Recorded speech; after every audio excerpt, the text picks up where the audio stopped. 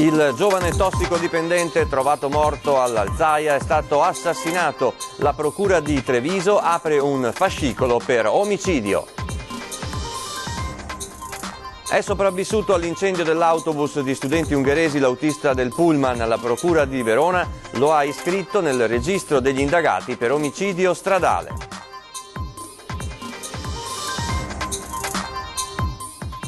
Il presunto caso di bullismo alla Media Petrarca nel cuore di Padova. Ai nostri microfoni il padre del ragazzino che sarebbe stato aggredito. C'è molta rabbia, dice l'uomo.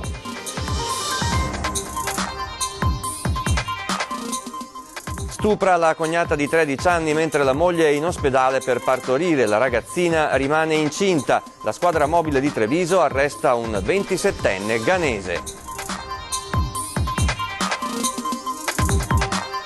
Attacco della CGIL sulla situazione dell'ospedale di Padova e contro l'amministrazione Bitonci. Doveva partire il nuovo ospedale, dice il sindacato, invece è tutto fermo. Allarme e inquinamento, la classifica di Lega Ambiente boccia in toto l'aria del Veneto. Venezia, Vicenza, Treviso e Padova sono nella top 10 delle città più inquinate d'Italia. Il Carnevale 2017 ha presentato il programma di eventi all'insegna della bellezza e della vanità. Piazza San Marco aperta fino alle 20:30. Buonasera a tutti e ben ritrovati con la nostra informazione regionale. Omicidio volontario a carico di ignoti. La procura di Treviso indaga su chi e che cosa possa aver strappato alla vita Andrea Dorcic. Il 33enne trovato cadavere nella notte tra sabato e domenica nell'area dell'ex deposito mangimi di via Alzaia a Silea. Il giovane si era allontanato in bicicletta martedì notte dalla sua abitazione di via Postumia a Fiera e non aveva più fatto ritorno, tanto che i familiari ne avevano denunciato la scomparsa.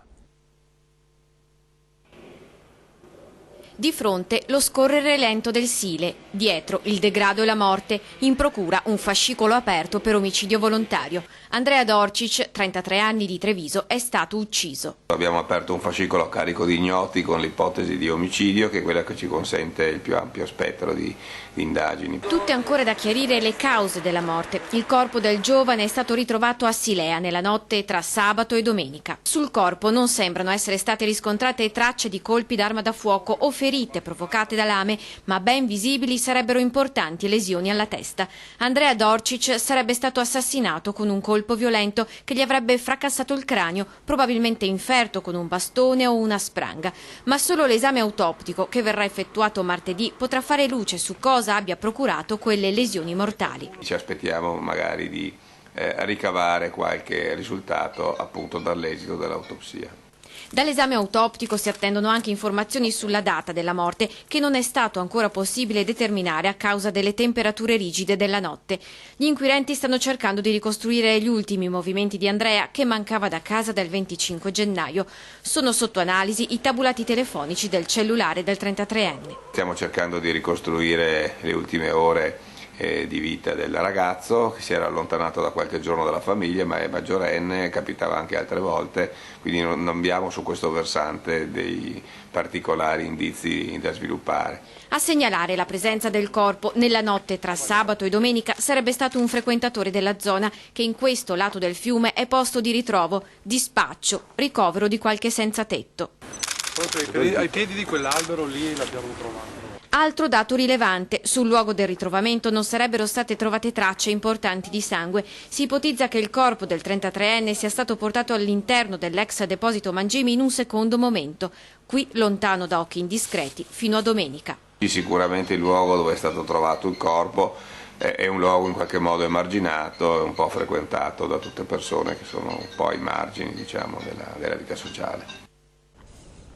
E torniamo sul presunto caso di bullismo alla Media Petrarca nel cuore di Padova. Abbiamo incontrato il padre del ragazzino che sarebbe stato aggredito da alcuni compagni di classe. Oggi infatti i genitori hanno sporto denuncia. Abbiamo già presentato la denuncia e vogliamo giustizia per nostro figlio. Proprio stamattina si è recato in questura per sporgere denuncia e visibilmente sconvolto il padre del ragazzino che sarebbe stato vittima di un grave episodio di bullismo durante l'ora di educazione fisica alla storica media Petrarca nella centralissima via Concariola nel cuore di Padova.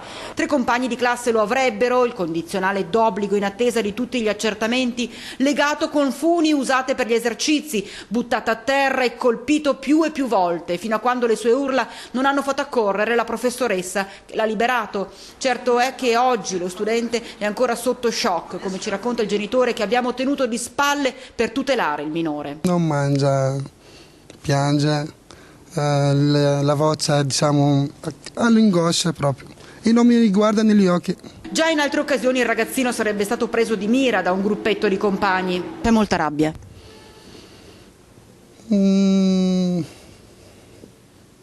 Sofferenza. Lui è a casa oggi? Sì. Non è tornato più a scuola? No. Non se la sente? Non se la sente. Qualcuno ha accennato anche a una possibile aggressione di stampo razzista. Lei che dice? Io non posso dire altro perché lascio tutto nelle mani del mio legale. Certo è che una domanda in particolare tormenta il papà del ragazzino. La cosa assurda è che il fatto è successo a 4 metri di distanza, dove c'è la maestra. Come mai che non si è accorta? Vorrei chiederla solo dove eri, cosa stavi facendo? Quanto mio figlio legato per 10 minuti. Dove eri?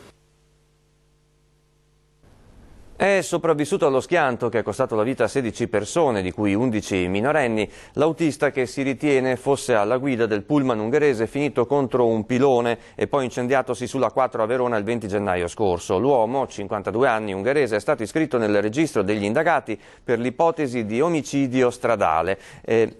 Nell'inchiesta condotta dal PM Nicola Scalabrini. Il fatto che l'autista sia vivo è emerso dalla relazione tecnica della polizia scientifica consegnata al PM veronese. La Procura della Repubblica ha anche avviato le procedure per comunicare l'esito degli accertamenti di indagine alle autorità consolari ungheresi e al magistrato italiano presente ad Eurojust. Tra domani e dopodomani la Procura probabilmente disporrà il nulla osta per la riconsegna dei corpi delle vittime ai familiari. Non è escluso che già in settimana le salme possano fare ritorno in Ungheria. Le indagini intanto continuano sul fronte degli accertamenti tecnici per stabilire l'esatta dinamica e le cause della tragedia. Un ospedale al tracollo, siamo al collasso. Duro il segretario provinciale organizzativo della UIL FPL Luigino Zuin in merito alla situazione in cui versa il nosocomio di Padova. C'è sempre più bisogno, dice, di una nuova struttura, ma i nostri politici dove sono? Continuano ad arrivare alla nostra redazione denunce di telespettatori in merito alla situazione in cui versa l'ospedale di Padova. Non si tratta assolutamente di un attacco a chi lavora e presta la sua professionalità ogni giorno. Il dito d'accusa è puntato sulla struttura, obsoleta ormai al tracollo. Noi siamo al collasso perché si è deciso di non scegliere. Noi stiamo aspettando da anni una decisione per quanto riguarda il nuovo ospedale, un nuovo ospedale che tarda ad arrivare. Nel frattempo abbiamo reparti come la pediatria che è indecorosa, è vergognosa, è da terzo mondo. Ecco a che punto siamo, continue perdite di tempo, continui rimpalli di responsabilità quando bastava che la scorsa primavera l'ex sindaco Bitonci apponesse la sua firma per far partire definitivamente i lavori del nuovo nosocomio e invece immobilismo totale, anzi l'ex amministrazione ha ben pensato di dare la colpa di questa stasi a terzi ovviamente. Zuin non le manda a dire. Addirittura in un ospedale, in una struttura come quella di una città importante come Padova manca un esempio tra tutti, la psichiatria pediatrica. I ragazzini che devono essere ricoverati in psichiatria devono stare assieme ad adulti, una situazione che davvero diventa intollerabile. Sicuramente, ma molto probabilmente si fanno delle scelte, quelle scelte che politicamente non convengono, non vengono assolutamente fatte, non è tollerabile. Ancora un caso di meningite registrato in Veneto, stavolta ad essere stata colpita una bambina ricoverata all'ospedale di Campo San Piero. Nuovo caso di meningite, stavolta ad essere colpita dall'infezione una bambina di Campo San Piero, da sabato ricoverata nel reparto di pediatria dell'ospedale Pietro Cosma. Alla piccola è stata diagnosticata la meningite, ma ulteriori accertamenti dovranno chiarire di quale ceppo si tratti.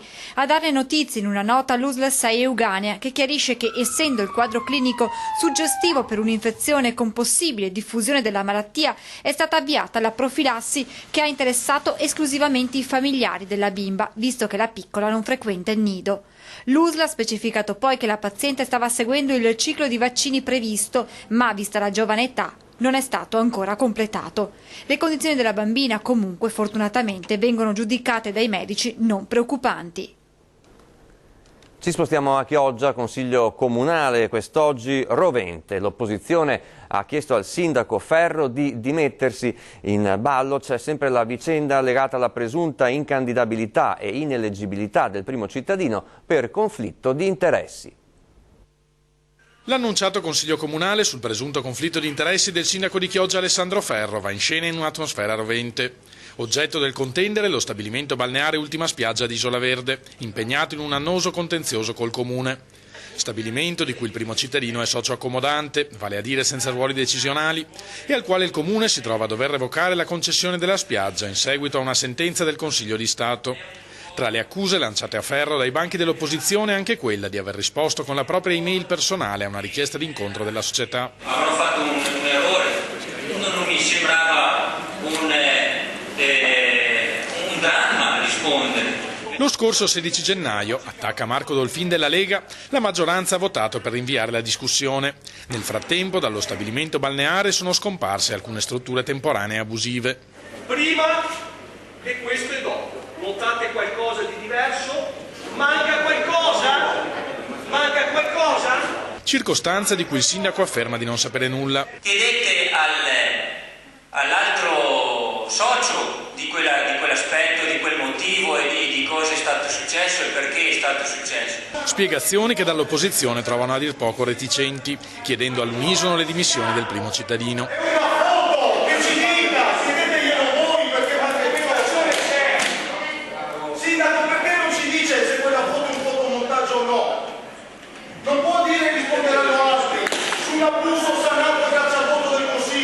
A parti invertite, chiosa il forzista Beniamino Boscolo, i 5 Stelle avrebbero gridato allo scandalo. Voi non siete diversi da noi, voi non siete uguali a noi, voi siete più uguali di noi, perché siamo tutti esseri umani, tutti possono sbagliare.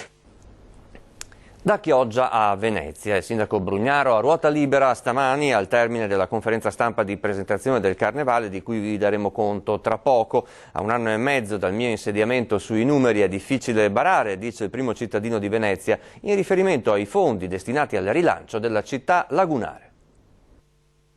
457 milioni nel patto per Venezia, 50 per il piano periferie, altrettanti per il cablaggio della città, 19 per la ristrutturazione del tribunale, 65 della legge speciale. Luigi Brugnaro elenca le cifre confluite nel salvadanaio della città che serviranno a rilanciare Venezia. Vogliamo riprenderci completamente la città. Sfoggia un look Cortina style il sindaco Brugnaro e chi glielo fa notare risponde che per palesare il sostegno di Venezia ai mondiali di sci alpino 2021 che la regina delle Dolomiti ospiterà. Vogliamo che la montagna senta Venezia come casa sua. È un fiume in piena Brugnaro e incalzato non si sottrae, specie se l'argomento è la sicurezza della città. Sicurezza sempre per i cittadini e per i nostri ospiti. Sicurezza e decoro prima di tutto. È molto difficile perché veniamo da 20 anni di laissez-faire, di incuria, ci accorgiamo tutto d'un tratto che certe cose non funzionano, non c'è problema, abbiamo la bicicletta, adesso ci mettiamo a pedalare. Di oggi la notizia dell'assunzione di 70 nuovi vigili. È necessario ringiovanire la nostra polizia locale, dice il sindaco, che ricorda come lo scorso anno i nuovi arrivi furono bloccati a causa del blocco del patto di stabilità. Ma nel lungo dialogo con i giornalisti il primo cittadino parla anche dei proficui colloqui con UNESCO. Abbiamo raccontato cosa abbiamo fatto per questa città, anche se l'immagine che esce è quasi sempre negativa, dice Brugnaro, che stigmatizza le critiche ricevute per aver offerto la sua indennità per pagare le spese del funerale del giovane ghanese morto nelle acque del Canal Grande. Un sacerdote che non si capisce come riesce a far polemiche anche su questo. Allora io penso che forse bisogna farsi un'idea, una domanda sana. Allora, va bene aprire le moschee, non va bene se il Comune affronta il tema dell'immigrazione con un sano realismo. Infine il referendum per la separazione di Venezia da Mestre. Vi ricordo che la Repubblica di Venezia era Stato de Mar e Stato de Terra. E nella bandiera c'è proprio il leone che tocca con le zampe l'acqua e l'altro ha la montagnola davanti con la torre. Dobbiamo ragionare in maniera molto più ampia. Venezia è stata la prima repubblica in Europa e la bandiera di San Marco non è una cosa che appartiene a me o a un altro, appartiene a tutti quelli che hanno l'idea della libertà. Ci spostiamo ora a Padova, dove i cittadini padovani si dicono contrari al blocco delle frontiere agli immigrati. La decisione del presidente americano Donald Trump sembra non piacere proprio. L'americano Donald Trump impone le barriere alle frontiere per bloccare l'ingresso agli immigrati. In Italia cosa accadrebbe se il governo prendesse una decisione simile? Si rischierebbe una sommossa, da quanto emerge dalle risposte dei padovani. Le barriere non servono per bloccare niente, servono fondamentalmente per filtrare i lavoratori e tenerli impiegabili a livelli di salario bassissimi. Vedo una cosa abbastanza nazista, cioè nel senso è caduto l'altro giorno il muro di Berlino, farne un altro adesso non ha molto senso. Mi sembra esagerato. Può servire per garantire la sicurezza in uno Stato? Non credo che servirebbero leggi più certe e più facilmente applicabili. Serve un'altra cultura più che i muri. Anche da noi, secondo lei? Sì, anche da noi adesso anche da noi. Trump ha un'idea molto personale che non credo sia condivisibile. Fa schifo. No, in Italia potrebbe succedere? No, credo che non porti da nessuna parte, visto il muro di Berlino che fine ha fatto. Bisogna guardare la storia, no? La stupidità. Torniamo in provincia di Treviso, da Quinto arriva la terribile storia di una tredicenne violentata dal cognato e rimasta incinta. L'esame del DNA sul bimbo appena nato ha permesso di incastrare il responsabile. Mentre la moglie era ricoverata in ospedale per partorire, ha approfittato della giovanissima cognata, una ragazzina di appena 13 anni, abusando di lei più volte e minacciandola poi perché non lo raccontasse a nessuno. Soltanto che la ragazzina è rimasta incinta e le violenze sono per forza avvenute a galla. I fatti, avvenuti a Quinto, risalgono al 2016. La vittima è una ragazzina ghanese nata in Italia. Con la madre si era poi trasferita in Inghilterra e lì si era scoperta la sua gravidanza. Inizialmente aveva raccontato di essere stata aggredita per strada. Poi in una versione successiva, con l'aiuto della sezione specializzata di Scotland Yard in materia di minori, emerge la verità, così Scotland Yard attraverso la magistratura inglese fa riferimento a noi e alla magistratura italiana per arrivare alla cattura dell'uomo. Fondamentale la collaborazione tra la polizia trevigiana e Scotland Yard e il coordinamento tra le due procure. L'uomo, un operaio ghanese di 27 anni, incensurato, è finito ai domiciliari, anche se ad oggi è sottoposto solo all'obbligo di firma. La certezza della sua colpevolezza si è avuta soltanto nei giorni scorsi, con il confronto tra il suo DNA e quello del bambino nato in seguito allo stupro. I riscontri tecnici relativi alle indagini di laboratorio sul DNA del bimbo nato a seguito della violenza hanno permesso di raffrontare il DNA dell'autore del fatto. Pesante è l'accusa di cui dovrà rispondere davanti al giudice, violenza sessuale aggravata. È tempo di pagelle, le prime ad arrivare sono quelle di Legambiente che bocciano in toto l'aria del Veneto. Venezia, Vicenza, Treviso e Padova sono nella top 10 delle città più inquinate d'Italia. È l'invasione invisibile e silenziosa delle polveri sottili e il Veneto sta soffocando. I suoi capoluoghi svettano nella top 10 delle città più inquinate d'Italia, secondo uno studio di Legambiente. Anche il 2017 dunque è stretto già nella morsa dello smog. Nei primi 25 giorni di gennaio sono ben 9 le città italiane che hanno registrato oltre 15 giorni di superamento del limite giornaliero previsto per il PM10. Treviso, Padova e Vicenza contano già 15 sforamenti, pari al 40% del totale. Dati che non promettono nulla di buono e che fanno seguito a un 2016 davvero nero per l'area del Veneto. Venezia, per esempio, ha contato 73 sforamenti. A livello regionale, le regioni a cavallo della pianura padana sono quelle che hanno registrato le maggiori criticità. Numeri preoccupanti se si pensa anche ai rilevanti impatti sulla salute. A denunciarlo è Legambiente con il suo dossier Malaria 2017, come ridurre lo smog cambiando la città in 10 mosse, e la campagna annuale PM10 Ti tengo d'occhio. La città immaginata da Legambiente si basa su 10 idee innovative e proposte anti-smog. Si parte col ridisegnare strade, piazze e spazi pubblici e la creazione di zone in cui imporre il limite di velocità massimo di 30 km/h. Centri urbani completamente sicuri e rinnovati, alberi sulle vie, ma anche sugli edifici e sui tetti, perché le alberate svolgono un'altra funzione importante. Riparano gli edifici dal calore e dal freddo, con un risparmio stimato del 10% dell'energia necessaria per regolare la temperatura di un edificio e quindi di emissioni. Bene, dopo questo servizio una brevissima pausa pubblicitaria. Torneremo tra pochi secondi con altre notizie dal Veneto.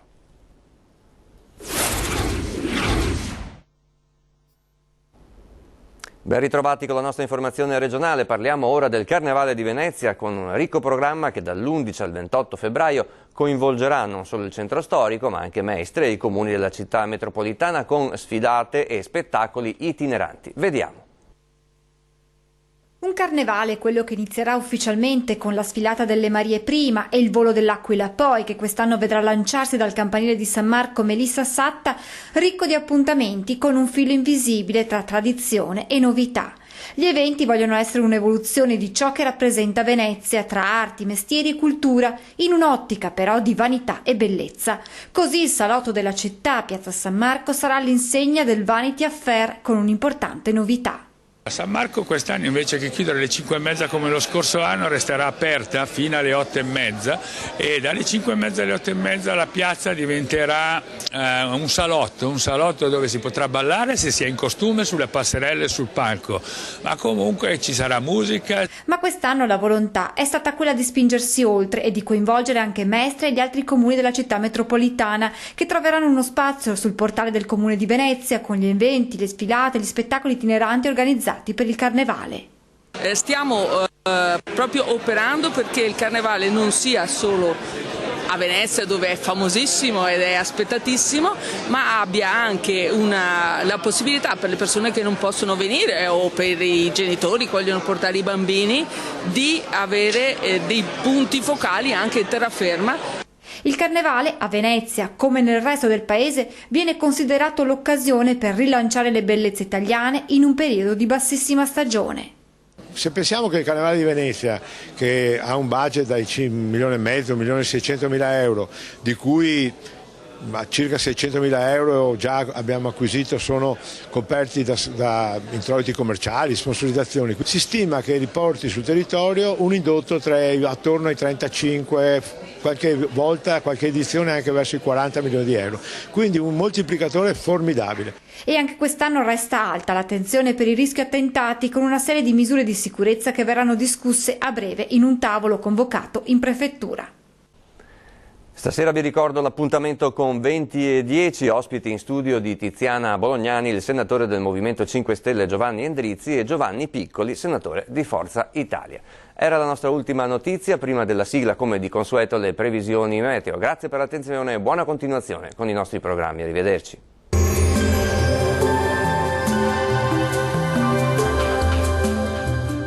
Futura Serramenti, i tuoi serramenti in PVC, la massima qualità inalterata nel tempo. Ti aspettiamo nella nuova sede fronte strada statale Noalese a Quinto di Treviso. Abbiamo dovuto aspettare l'ultimo giorno di gennaio per un po' di pioggia sulle nostre regioni. Tempo instabile dunque, con precipitazioni diffuse, e arriva anche la tanto sospirata neve in montagna. Vediamo il dettaglio. Sul Veneto peggiora moderatamente il tempo, nubi diffuse con piogge sparse e qualche nevicata sui rilievi alpini a 1100-1300 metri. Vediamo anche le temperature, le massime sono attese intorno ai 4-7 gradi, valori minimi previsti tra 1 e 4 gradi circa. Andiamo a vedere che tempo farà sul territorio del Friuli Venezia Giulia. Nubi diffuse su tutta la regione con deboli piogge sparse e possibili nevicate sui settori alpini fino a 700-800 metri. Le temperature massime sono previste tra 5 e 9 gradi, valori minimi attesi tra 2 e 6 gradi. Concludiamo con uno sguardo alla situazione del Trentino Alto Adige. Guardate qui, nuvolosità in intensificazione e deboli nevicate sparse a 1100 metri. Temperature massime intorno ai 2 gradi, valori minimi intorno invece allo 0 o a -1. Il mare sarà generalmente poco mosso, i venti deboli, da sud sulle zone costiere e moderati al largo.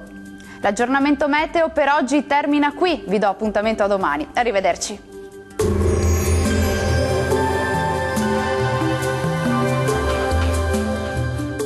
Futura Serramenti, i tuoi serramenti in PVC, la massima qualità inalterata nel tempo. Ti aspettiamo nella nuova sede fronte strada statale Noalese a Quinto di Treviso.